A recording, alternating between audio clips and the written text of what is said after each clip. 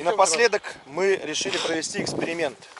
Кто знает уже, чем закончится, ставьте плюс, кто не знает. Но мы решили, что будет, если положить в костер баллон с кислородом. Мы решили проверить, что же будет. Давайте мы посмотрим и покажем вам. Как вы думаете, что будет? Сергей, что будет? Я думаю, что надо кинуть баллон и камеру туда поставить. Так, вы что думаете? Я думаю убегать.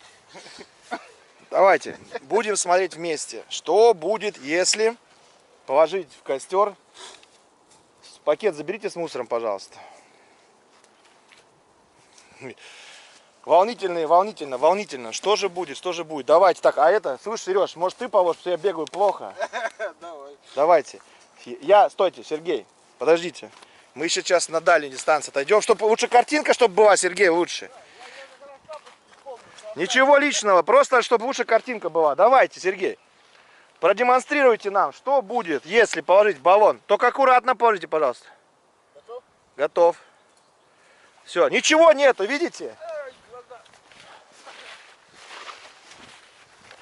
Я чтобы побольше, видно, чтобы было.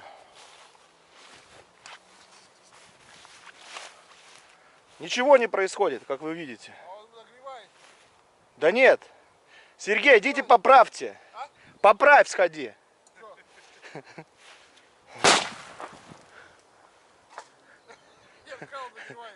А какие способы тушить костры знаете вы? Пишите в комментариях. Не прощаемся.